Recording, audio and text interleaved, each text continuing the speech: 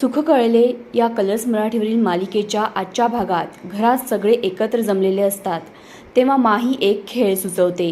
या खेळात आपलं कोणालाच माहीत नसलेलं एक सत्य सांगावं लागतं। हे कळाल्यावर सगळ्यांचे चेहरे पडतात।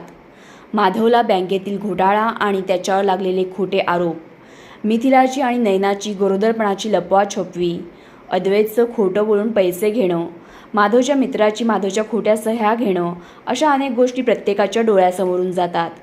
यावर विमल आत्या सगळ्यांचे चेहरे एवढे का पडलेत असं विचारतात। या खेळात खरंच बोललं पाहिजे म्हणून त्या अडतात आणि त्या मिथिलाला देवघरातून टाक घेऊन यायला सांगतात आणि त्याच्यावर हात ठेवून सगळ्यांनी खरं खरं बोलायचं हे स्पष्ट करतात। आता सगळ्यांचं सत्य त्यांच्या तोंडातून समोर येईल की खोट्या शपथा घेतल्या जातील, यासाठी ही मालिका तुम्हाला कलर्स मराठीवर पाहावी लागेल। तर मग सुख कळले ही मालिका तुम्ही पाहता का? यातील कोणतं पात्र तुम्हाला आवडतं हे कमेंटमध्ये सांगा आणि अशाच एपिसोड अपडेट्ससाठी आमच्या चॅनलला लाईक, शेअर आणि सबस्क्राईब करा।